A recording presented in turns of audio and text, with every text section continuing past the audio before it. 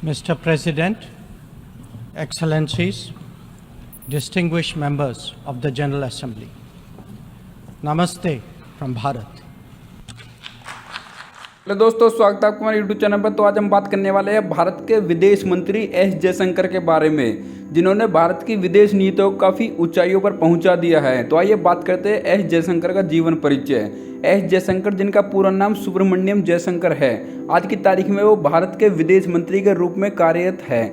इसके अलावा उन्होंने कई अहम पदों पर विदेश प्रशासनिक सेवा में काम भी किया है। उन्हें अपने विदेश नीति से भारत को विश्व में एक अलग पहचान बनाने में अपना योगदान दिया है। एस जयशंकर अपने बेबाक बातों के लिए जाने जाते हैं। वे देश के हित के लिए हमेशा लगातार तत्पर करते रहते हैं और उन्होंने भारत के विदेश नीति को एक अलग मुकाम में पहुंचाने में अपना एक अतुल्य योगदान दिया है। भारत के सामान्य दूसरे देशों के साथ कैसे घनिष्ठ और मजबूत हो, इस दिशा में उन्होंने लगातार काम किया है। एस जयशंकर का जन्म।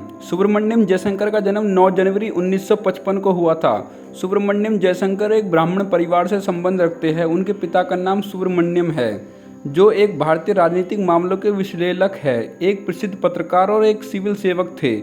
उनकी माता सुलोचना जयशंकर थी। एस जयशंकर की शिक्षा। उन्होंने अपनी प्रारंभिक शिक्षा एयरफोर्स सेंट्रल स्कूल नई दिल्ली से प्राप्त की। उन्होंने स्नातक की परीक्षा सेंट स्टीफन्स कॉलेज नई दिल्ली से प्राप्त की। इसके बाद उन्होंने जवाहरलाल नेहरू दिल्ली से इंटरनेशनल रिलेशनशिप में एमफिल और पीएचडी की डिग्री हासिल की। उसके बाद उन्होंने भारतीय विदेश सेवा ज्वाइनिंग किया और वहां पर उन्होंने कई अहम पदों पर काम किया। एस जयशंकर का राजनीतिक सफर। एस जयशंकर के राजनीतिक सफर के बारे में अगर हम चर्चा करें तो हम आपको बता दें कि एस जयशंकर का अधिकांश करियर विदेश संबंधित पदों पर कार्य करते हुए गुजरा है। लेकिन 2019 में जब भारतीय जनता पार्टी को प्रचंड बहुमत मिला तो उस समय मोदी कैबिनेट में एस जयशंकर को कैबिनेट सचिव से सीधा विदेश मंत्री बना दिए गए। यह भारतीय इतिहास में पहली बार हुआ है कि किसी कैबिनेट सचिव को किसी सरकार के द्वारा विदेश मंत्री बनाया गया और उन्हें विदेश मंत्री बनने के बाद उन्होंने भारत की विदेश नीति को और भी मजबूत किया और सख्त किया है।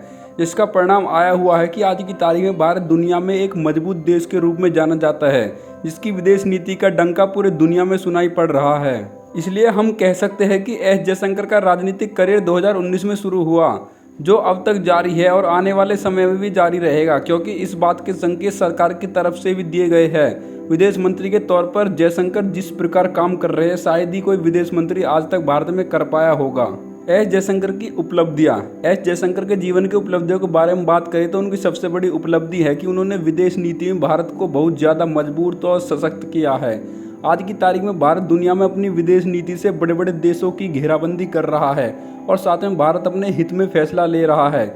यह इतिहास में पहली बार हो रहा है जब भारत विदेश नीति इतनी मजबूत है। आज के समय में भारत में अपनी विदेश नीति से अमेरिका और यूरोप के कई बड़े देशों को चित कर दिया है। भारत आज अपनी बेबाक बयान के लिए भी विश्व में जाना जाता है। ऐसे में एस जयशंकर का एक बयान काफ़ी चर्चित है, जहां पर उनसे पत्रकार ने पूछा कि भारत रूस से कच्चा तेल क्यों ले रहा है, जबकि उसके ऊपर कई प्रकार के प्रतिबंध लगाए गए हैं। इस पर भारत का जवाब था कि भारत जितना तेल महीने में लेता है, उतना तेल तो यूरोप के देश दोपहर के लंच के ब्रेक में ही ले लेते हैं। उनका यह बयान काफ़ी वायरल हुआ था कि भारत की विदेश नीति आज के समय में कहाँ है और आने वाले दिनों में भारत और भी तेज़ी के साथ अपनी विदेश नीतियों को मजबूत करेगा, ताकि देश के हित में फैसले लिए जा सके।